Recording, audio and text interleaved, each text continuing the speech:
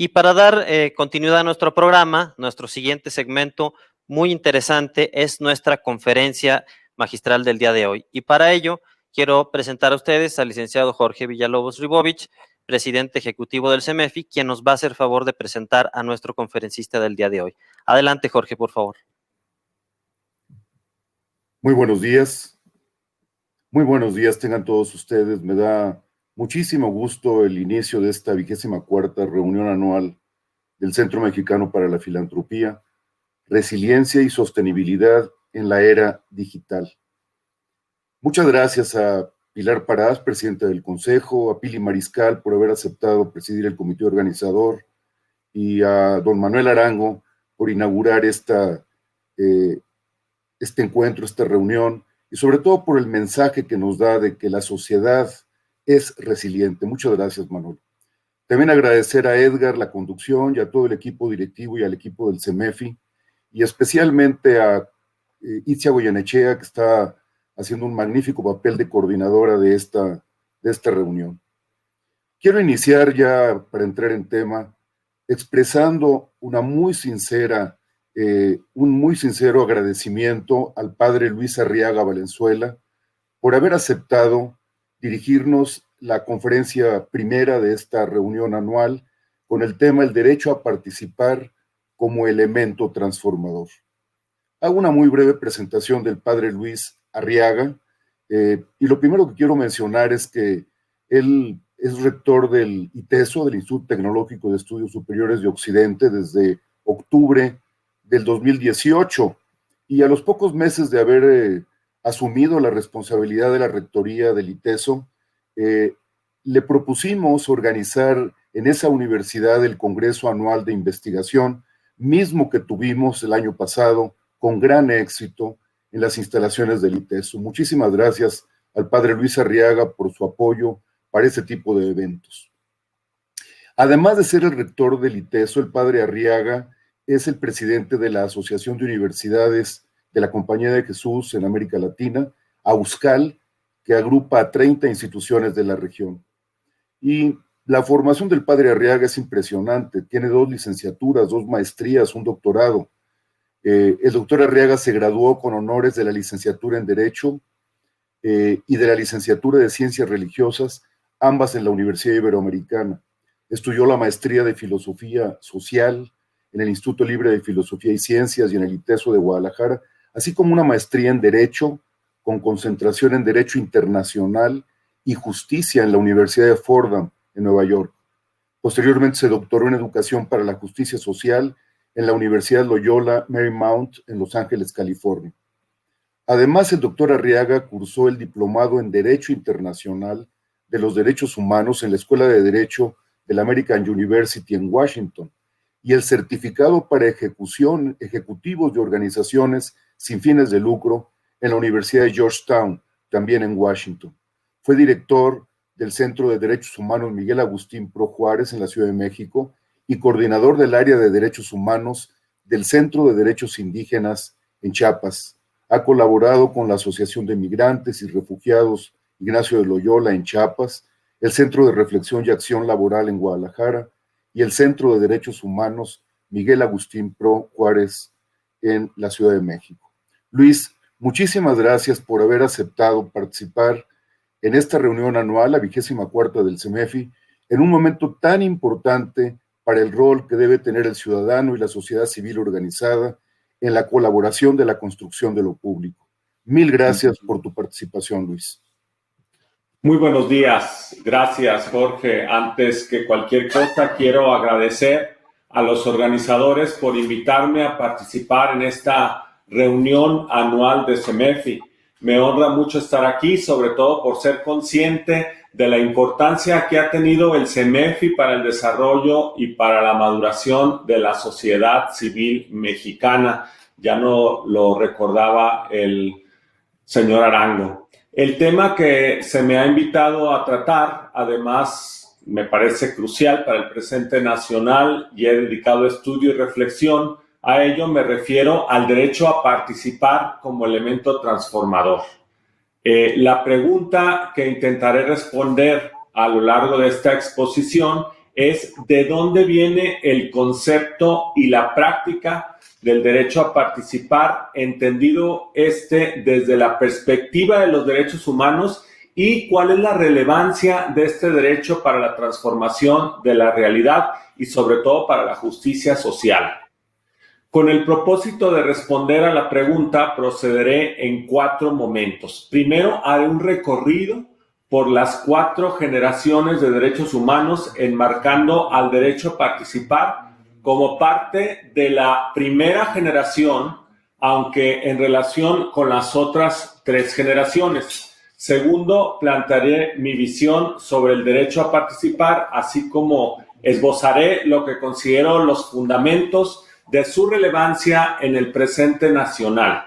Posteriormente, articularé el derecho a participar con las luchas por transformar nuestra sociedad hacia la justicia.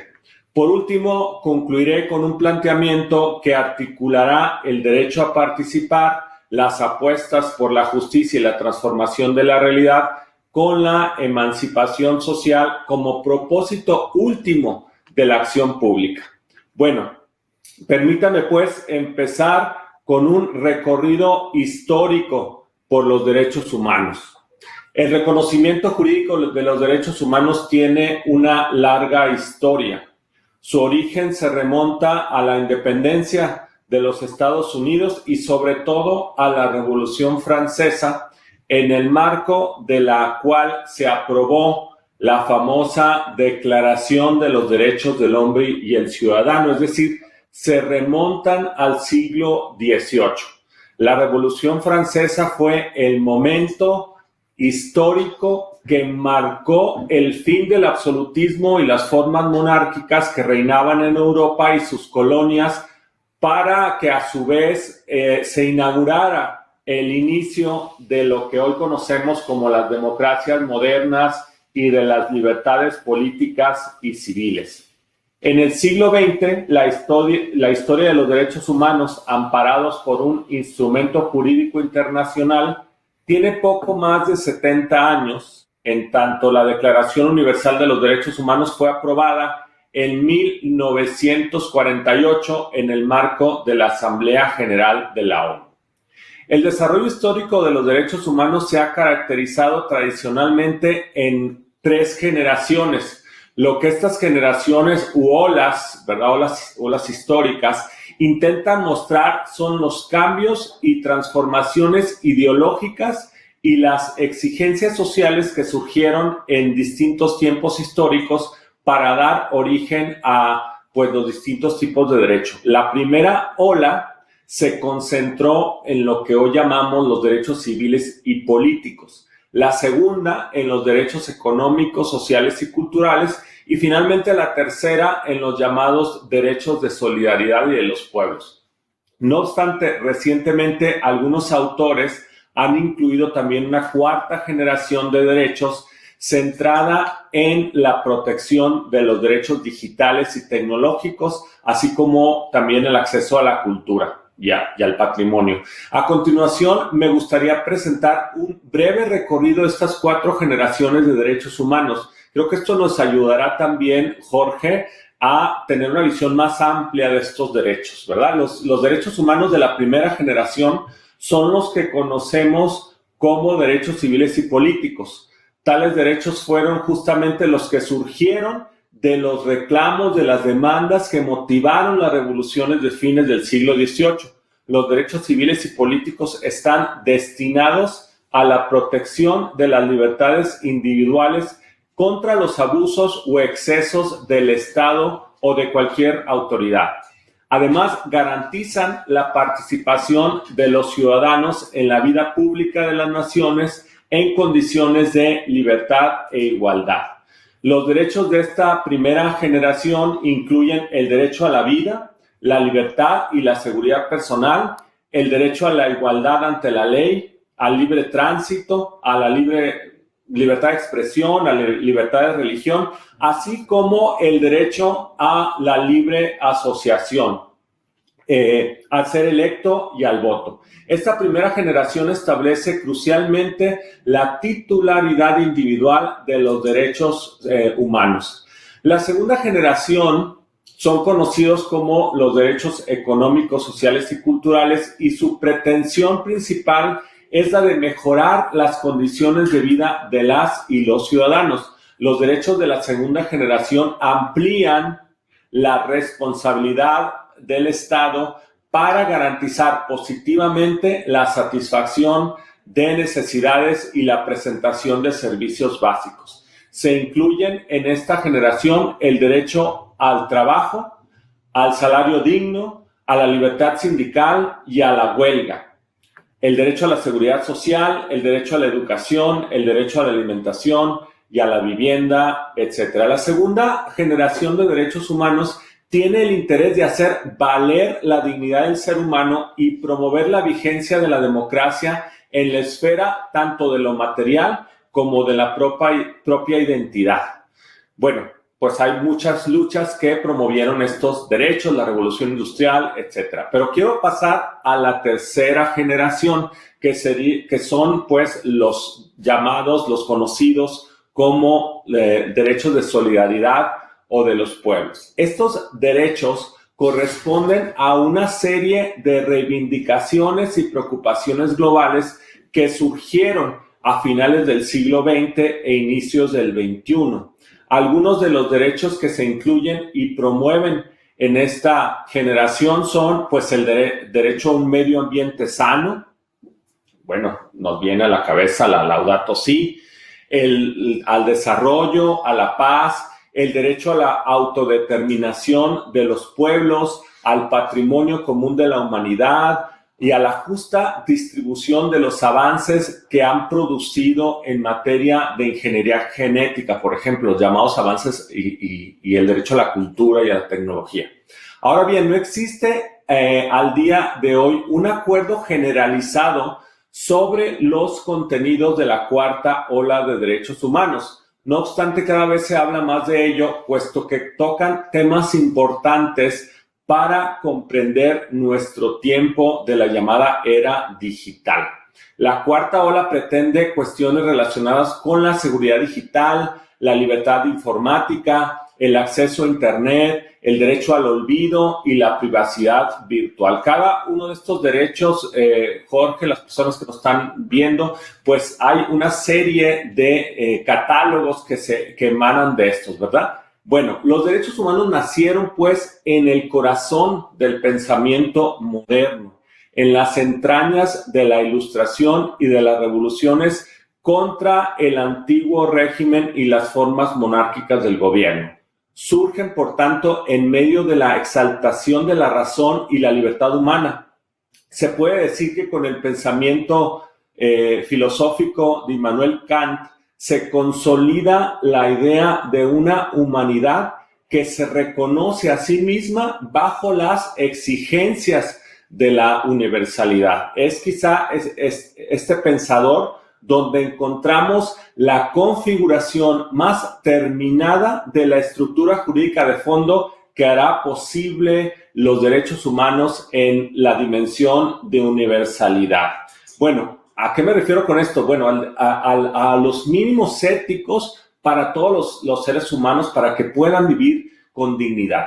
La modernidad vio en la razón la posibilidad de garantizar, por un lado, la paz perpetua o el control de los conflictos entre las voluntades y las naciones humanas, y por otro lado, la oportunidad de establecer por fin el tratamiento equitativo de los individuos por ser todos ellos seres racionales, libres e iguales al nacer. Desde el siglo XVIII se puede hablar de una esfera de lo público como ejercicio colectivo del raciocinio y de la argumentación en espacios abiertos a la participación.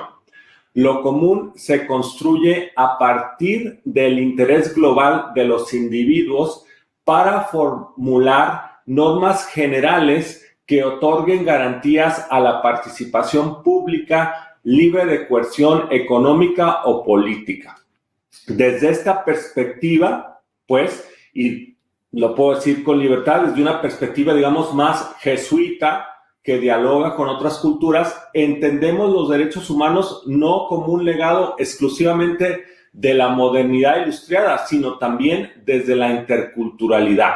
En nuestra perspectiva, los derechos humanos no deben ser una imposición de Occidente sobre otras cosmovisiones y tampoco ocasión para coaccionar dentro del mismo Occidente hacia una perspectiva particular sobre la dignidad humana y la justicia. Yo creo que nosotros buscamos entender los derechos humanos también desde esta perspectiva que acabo de señalar, con todo el catálogo de derechos que ya mencioné, pero en diálogo con otras culturas. Y remarco aquí el plural, culturas, y busca equilibrios entre la protección jurídica de un conjunto básico de derechos con los modos de vida y organización de las distintas comunidades. Cada cultura tiene un entendimiento particular de lo que es la dignidad de las personas y ese entendimiento hay que rescatar e interactuar con el legado convencional de los derechos humanos. Además, a pesar de su carácter universal inherente, los derechos humanos no han podido lograr por sí solos que la libertad e igualdad sean garantizadas. Podemos observar casos históricos como la esclavitud de la población afrodescendiente en Estados Unidos, la opresión y despojo de los pueblos indígenas en América Latina y la sumisión y exclusión de las mujeres en la vida pública y el acceso al voto durante siglos. Todos estos ejemplos no se han quedado en el pasado como si hubiesen sido guardados en un museo. Más bien, todo lo contrario. Estos acontecimientos siguen permeando, y lo vimos, creo, muy claro en los debates, por ejemplo, que se dieron en Estados Unidos, aunque no de manera idéntica, en nuestra vida pública y social. La historia, en tanto que pasado, se manifiesta silenciosamente en nuestro presente. El filósofo alemán Hans-Georg Gadamer, sostiene que nuestra conciencia histórica está siempre labrada por el paso y el peso de la historia. La idea de los derechos humanos, con su pretensión de universalidad, guarda en sí misma una contradicción. La evidencia de que esa universalidad ha sido incapaz de realizarse en la vida tangible de los seres humanos, y por otro lado los derechos humanos, pues, que tienen como propósito garantizar la libertad, la igualdad y la dignidad de todas las personas, mientras que por otro presenciamos también, pues, dinámicas de exclusión, despojo y abuso hacia distintos grupos.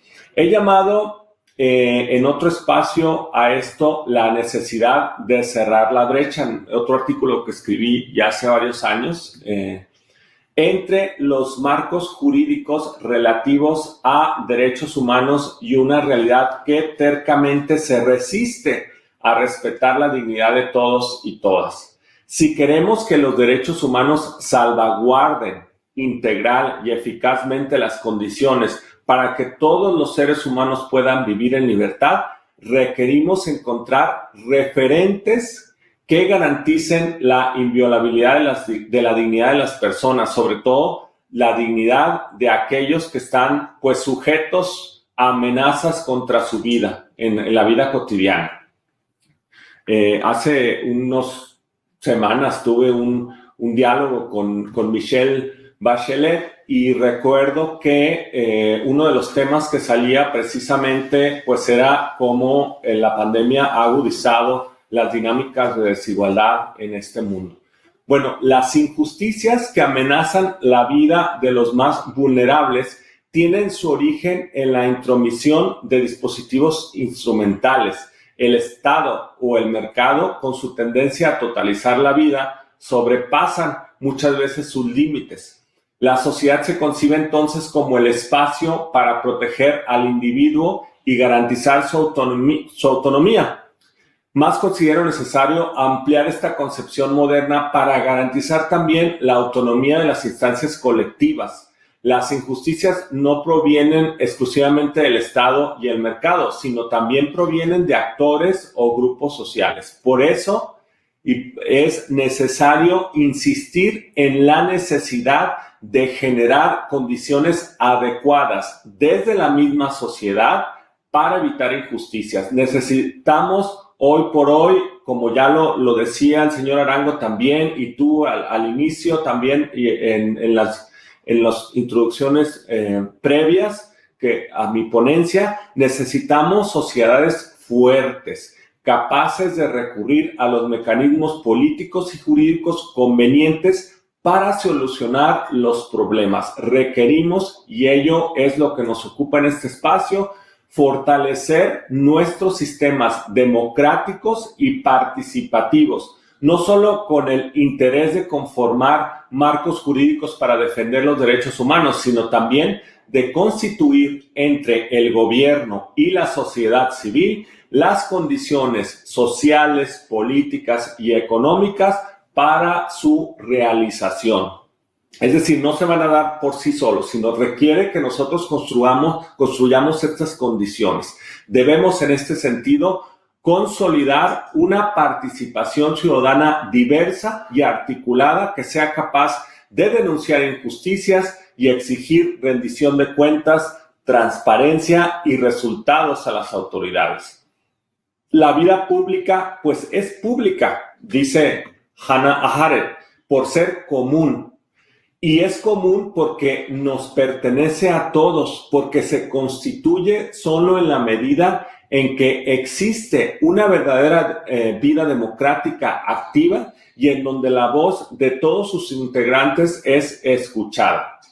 Pero, ¿de qué manera reconstruir una esfera común en medio de la polarización, la desigualdad de la que hablábamos hace un momento y el hartazgo de algunos sectores en los que hoy vivimos? Bueno, paso al segundo punto, el derecho a participar. El derecho a participar forma parte de la primera generación de los derechos humanos. El artículo 25 del Pacto Internacional de Derechos Civiles y Políticos reconoce y protege el derecho y la oportunidad de todos los ciudadanos a participar en la dirección de los asuntos públicos, el derecho a votar, a ser votado y el derecho a tener acceso a la función pública. Ahora bien, la participación ciudadana tiene un amplio espectro, es decir, no se trata de un concepto único, sino análogo, no significa lo mismo en todos los lados y se ha ido modificando con el paso de los años. Durante el siglo XIX y XX, la democracia se expandió como la mejor y más deseable forma de gobierno a escala mundial.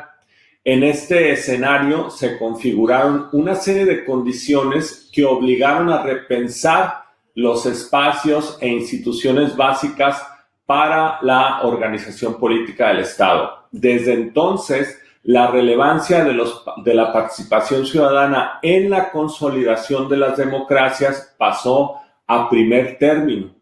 El hecho de que los ciudadanos comenzaron a ejercer libremente sus derechos civiles y políticos en diferentes latitudes del mundo colocó a la participación ciudadana como uno de los pilares de la vida democrática. En distintos momentos del siglo antepasado y del pasado y de las movilizaciones sociales y estudiantiles, las luchas locales, las marchas feministas, las huelgas sindicales, las reivindicaciones de los pueblos originarios, pues han tomado fuerza y visibilidad. De acuerdo con la definición clásica, pues una democracia es un sistema político en que la titularidad del poder está depositada en el pueblo, o bien la voluntad popular. No obstante, la valoración de numerosas democracias está en crisis. A pesar de que contamos con elecciones periódicas y constituciones políticas que salvaguardan nuestros derechos, el ejercicio de la libertad política de los ciudadanos no ha mostrado ser una plataforma eficaz para revertir la pobreza, o al menos no del todo, para revertir la pobreza y las condiciones de desigualdad que imperan en la región. Pensemos, por ejemplo, en América Latina. La ciudadanía política que protege el derecho al voto y a participar en la vida pública no ha trascendido hacia una ciudadanía social, es decir, ha fallado en la protección y promoción de los derechos humanos que posibilitan que todas y todos desarrollen una vida con oportunidades. En algunas latitudes incluso hay amenazas a la mera ciudadanía político-electoral, como vimos la semana pasada en Estados Unidos, donde el presidente mismo emprendió pues una campaña en contra del mismo proceso electoral. En el caso de nuestra región, la debilidad del Estado y los grandes problemas de América Latina en materia de gobernabilidad y acceso a la justicia han puesto en entredicho la legitimidad de nuestras instituciones.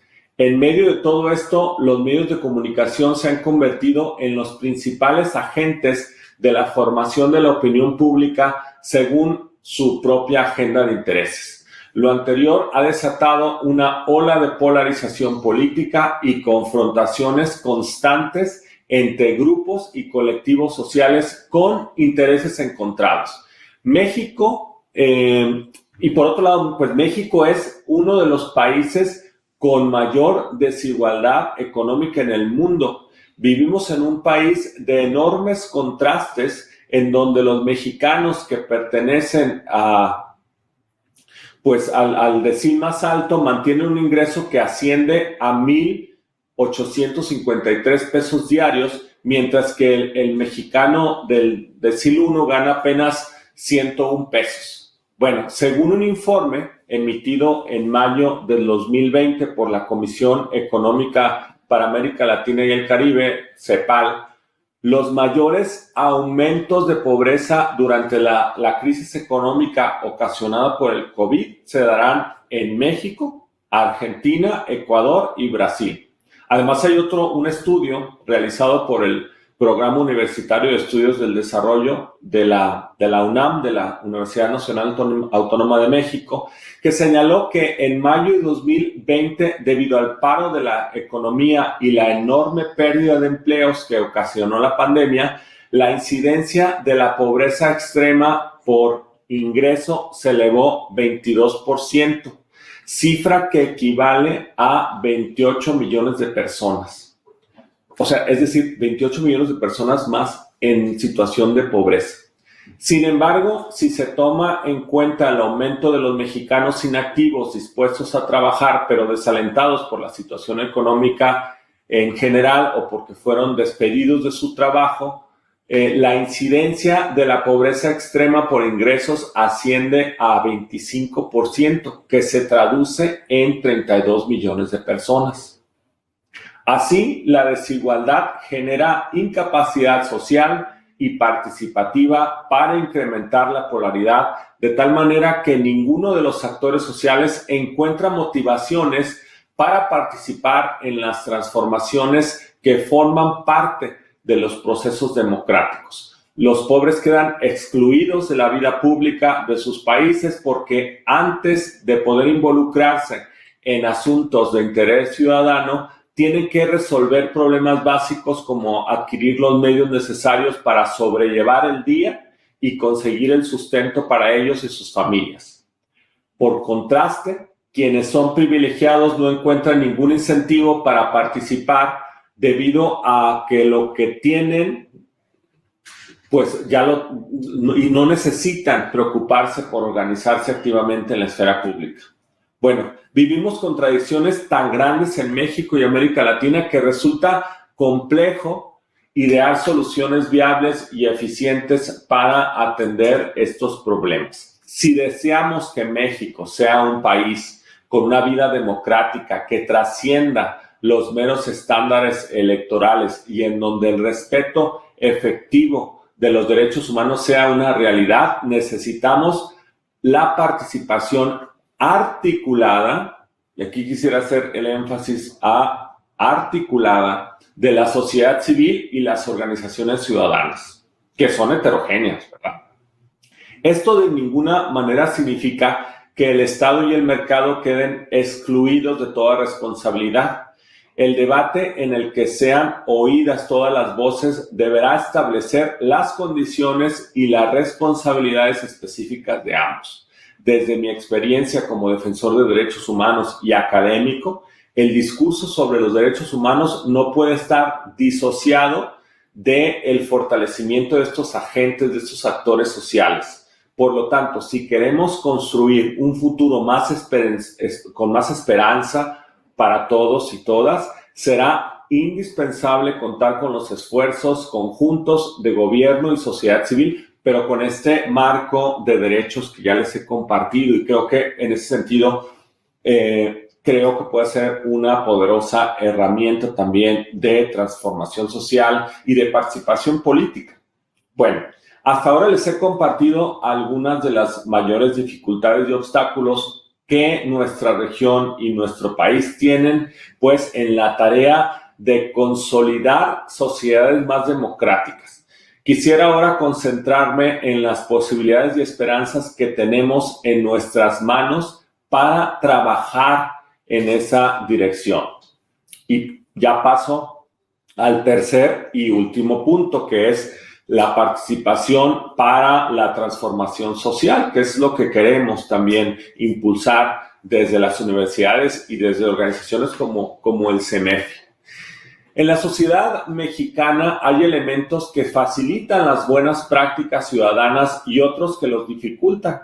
En primer lugar, entre estos elementos facilitadores destaco la vitalidad de la sociedad civil y de sus organizaciones integrantes. Desde hace varios años están surgiendo en México numerosas organizaciones y movimientos de distinto tipo: ecologistas, por un salario digno, contra la violencia, por los derechos de las mujeres, a favor de los migrantes, por los derechos de las personas de la tercera edad, movimientos pacifistas. En fin, hay una gran gama de movimientos, algunos de ellos articulados, otros no tanto, pero entre estos enriquecen el tejido social y la iniciativa ciudadana. Bueno, en segundo lugar, el pluralismo creciente en la sociedad mexicana. A pesar de las tensiones existentes entre grupos sociales a causa de divergencias ideológicas y partidarias, el hecho es que hay todo un crisol de creencias, valores y perfiles al interior de la sociedad civil. Ha habido un cambio en las actitudes de los mexicanos ante los poderes del Estado, el ejecutivo, el legislativo y judicial. Los ciudadanos son cada vez más exigentes y críticos con ellos. Lo hemos visto en las resoluciones que ha tenido la Suprema Corte, en las decisiones que se han tomado, etc. Y estas transformaciones en el ambiente político y participativo favorecen que la pluralidad de voces y las luchas se visibilicen y sobre todo sean tomadas en cuenta por las instituciones. Por otro lado, nuestro país cuenta también con elementos que obstaculizan la participación ciudadana. Un primer problema es la persistencia de organizaciones corporativas, clientelares y patrimonialistas, y pues estos tres rasgos socioculturales dificultan la emergencia y el surgimiento de una participación autónoma e institucionalizada. El modelo corporativo de representación social se basa en un arreglo institucional por medio del cual el Estado otorga o reconoce la representatividad de los actores sociales. Esta representatividad tiene un carácter excluyente respecto a los restantes actores del sector correspondiente: el campesino, el obrero, el profesional, el empresarial, etc. Los segmentos estos se convierten prácticamente en prolongaciones del aparato estatal cuando hay esta connivencia. Las relaciones clientelares solidifican la participación ciudadana e imponen una subordinación de esta ante el Estado. En México y en Jalisco, el número de organizaciones clientelares es alto y, por tanto, la participación autónoma se ve directamente afectada.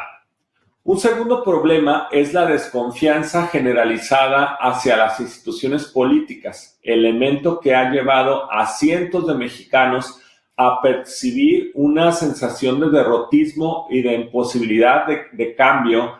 Antes siquiera de desear involucrarse en asuntos públicos. Por lo anterior, hoy más que nunca el fortalecimiento de las luchas, los colectivos y organizaciones de la sociedad civil resulta imprescindible si deseamos conformar un cuerpo ciudadano que logre balancear el poder estatal, que a la vez conquiste auténticos espacios de discusión, deliberación y representación. Si bien estamos viviendo un panorama complicado y en ocasiones desolador, es necesario que como ciudadanas y ciudadanos hagamos valer nuestras voces, pero con esta perspectiva de derechos, ¿verdad? No con una perspectiva únicamente caritativa, sino desde esta perspectiva de derechos, porque ya existe un marco internacional que nos alienta a participar en estos espacios de la vida pública. Concluyo. La filósofa Hannah Arendt sostenía en su obra La condición humana que el mundo que nos es común solo puede sobrevivir al paso de las generaciones en la medida en que aparezca en público. En público. La publicidad de la esfera pública es lo que puede absorber y hacer brillar a través de los siglos cualquier cosa que los hombres y las mujeres quieran salvar de la natural ruina del tiempo. En esencia, vivir juntos significa que un mundo aparece entre quienes lo conformamos.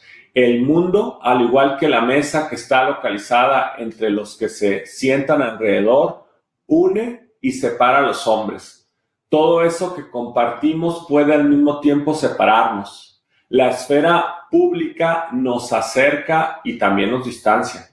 El verdadero reto de nuestras sociedades contemporáneas es que la res pública, la cosa pública, ha perdido el poder de agruparnos y relacionarnos en torno a un interés común. La pregunta es, ¿qué hacer frente a esta tendencia disgregadora de lo público? Sostengo que solo en la medida en que orientemos la participación ciudadana hacia una lógica que trascienda el individualismo, seremos capaces de idear formas duraderas y perdurables que transformen desde la raíz nuestros sistemas tradicionales que tienden a quedarse en lo electoral. Eso no es solamente, es una parte. Por último, no podemos y no debemos olvidar los clamores de los excluidos, hacer de los derechos humanos y de la organización colectiva un instrumento de lucha, es decir, recuperar su carácter emancipador, implica hacer de ellos modos concretos de respuesta frente al sufrimiento, pues, de estos grupos que tradicionalmente han sido excluidos. Al mismo tiempo, pues, difícilmente puede haber algo más universal, pues, que todos deseamos, que es el clamor de libertad y de justicia. Pues hasta aquí mi participación. Muchísimas gracias por la invitación.